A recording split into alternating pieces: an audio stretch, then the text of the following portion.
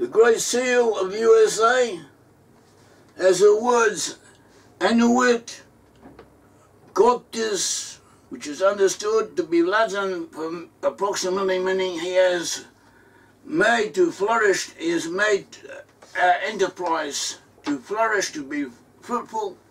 He has helped us. He favours our undertaking. He favours our undertaking.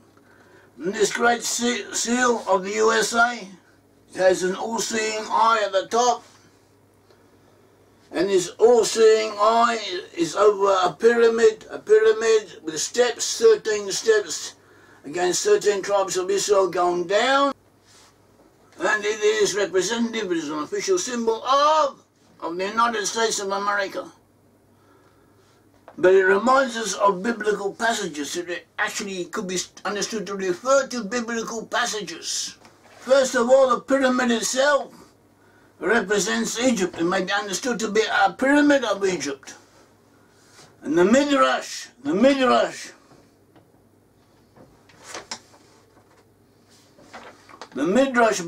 Rabbah, that is on the biblical book of Numbers.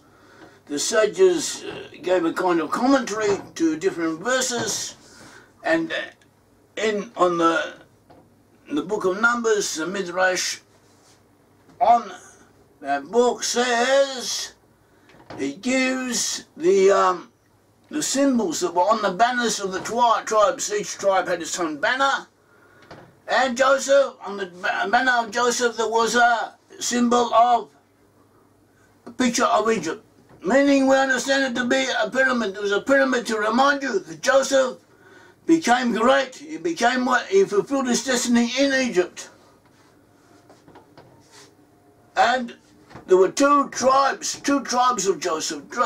Joseph was divided into two tribes, Ephraim and Manasseh.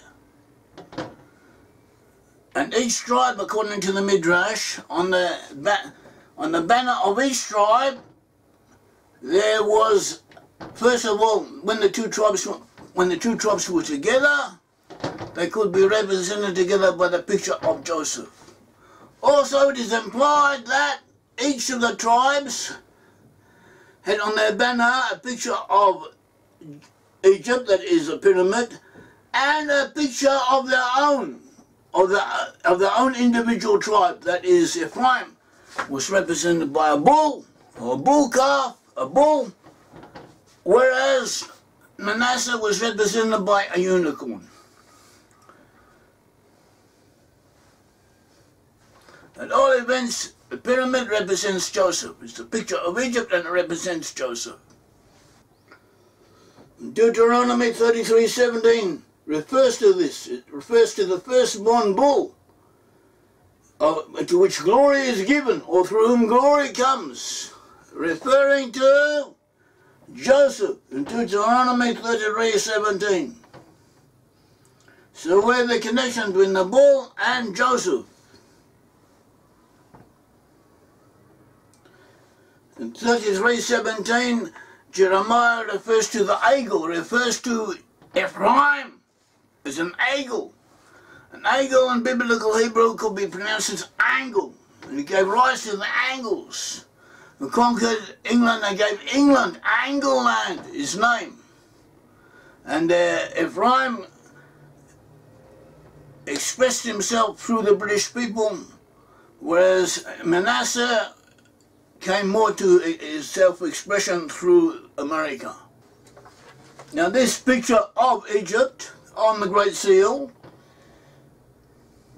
it reminds us of a verse in the Bible, Jacob. Versus Jacob, the father of the 12 tribes of Israel. Jacob was also known as Israel, and he gave a blessing to Joseph. And he said Joseph is a favored son, reminding us of what the symbol said, Annuit Coptis, he has favored our enterprise. Joseph is a favorite son, with the eye of providence above him. That's what the Hebrew says, with the eye of providence above him, as seen on the Great Seal. The eye of providence above him. And the daughters, that is the nations, or the Other tribes marched with the bull. They went with him, according to him. That was a blessing of Jacob given to Joseph, and that the Great Seal reminds us of this blessing. The Great Seal meaning he has favoured our enterprise, he has favoured our going forward. The blessing in the Bible were to be fulfilled especially through the lost 10 tribes. The lost 10 tribes separated from Judah, they separated from the Jewish people to fulfill their destiny. In order to bring redemption to the world, in order to uplift humanity, to go down to the level of the Gentiles and to elevate themselves along with them, as explained in the book of Isaiah and the commentaries to that work. Tribal names of people who settled in Britain and later in America are similar to those to Israelite clans amongst the tribes of Ephraim and Manasseh.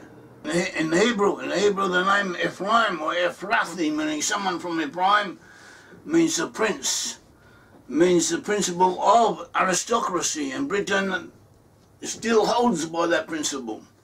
Whereas the name Manasseh in Hebrew means responsible representation, as explained by Rabbi Shimshon Raphael Hirsch. Responsible representation is the principle that the USA stands on, the principle of the American Constitution. We also find archaeological findings in the area of Manasseh, actually throughout Israel, but especially in the area of Manasseh, as the archaeologist Adam Zertel showed in one of his publications, that these findings of ancient buildings, ancient structures are similar to those known in the British Isles. And they prove a connection between the former inhabitants of that area and the British Isles.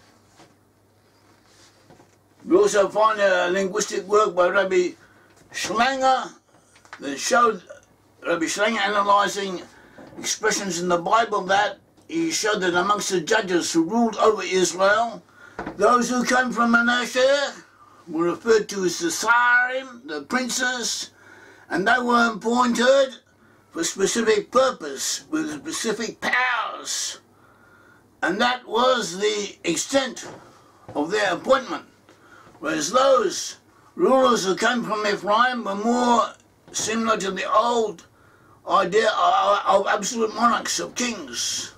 So even at that time, the presidential system was already pre-adumbrated, foreshadowed amongst the tribe of Manasseh, who were to come to dominate the USA when it became a nation. So it showed that people who came from Europe, people who came, often a good portion of the people who came to establish the USA as a separate nation, they came from areas of Britain, especially the west and the north of the British Isles. That is England and Ireland, the west and north. They came from the west and north of those areas, and they were dominant amongst the early immigrants. They also have people from other areas in which the lost 10 tribes were dominant. That is France, Belgium, the Netherlands, Scandinavia, Norway, Denmark, Sweden, Finland, and at an earlier stage, many from northern Germany and from other areas of Europe.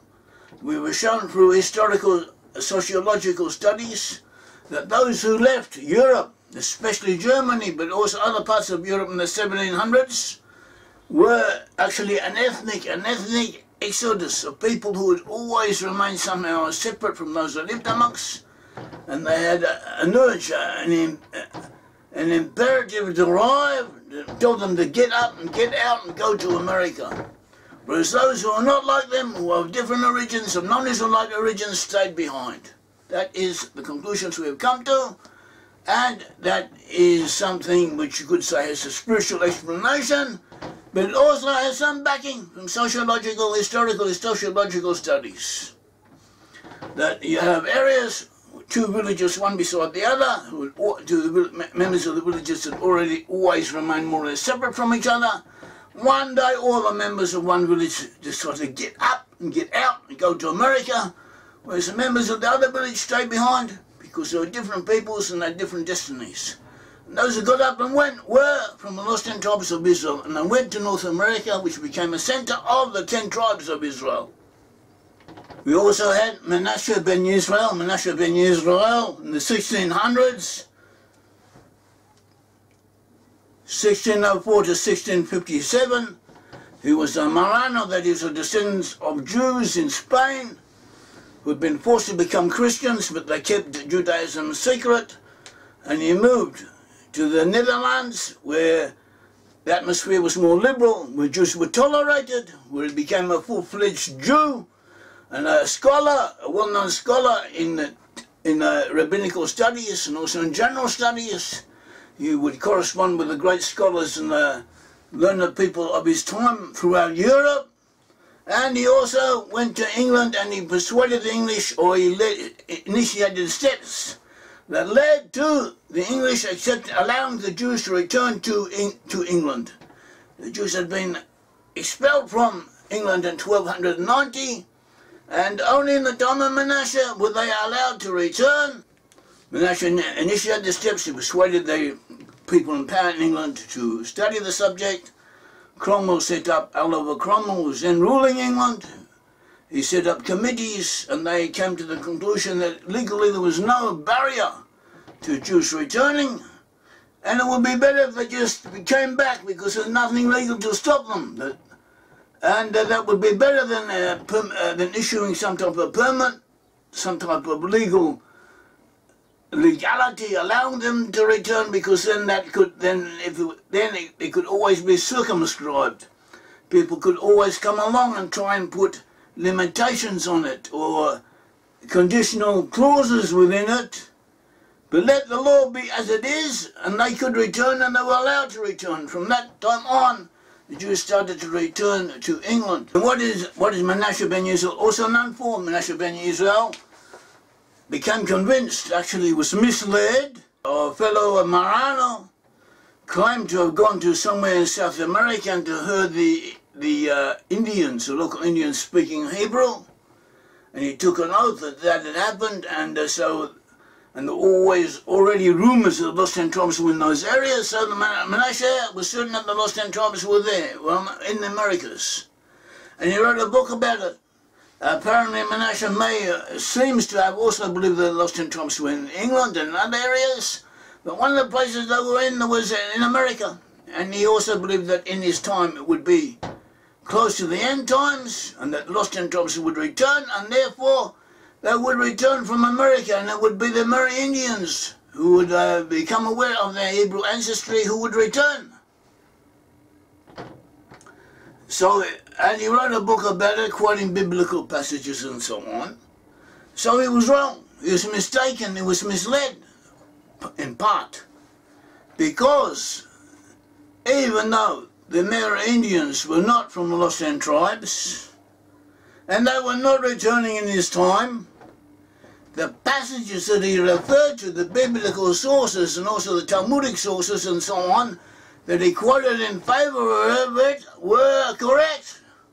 And they said that the lost 10 tribes would return from that area in the end times. And so they will do so.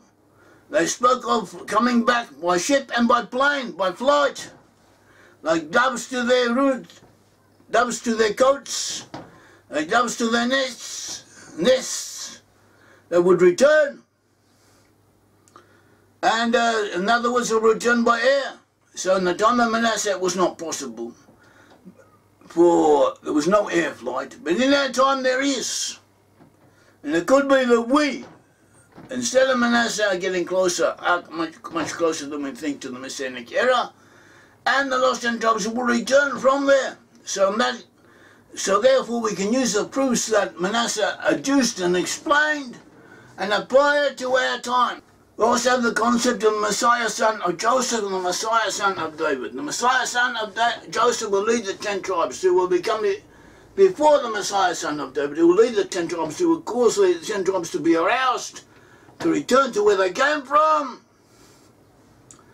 And also you initiate the reconciliation between Judah and the 10 tribes. You also take steps to begin or perhaps complete the building of the temple.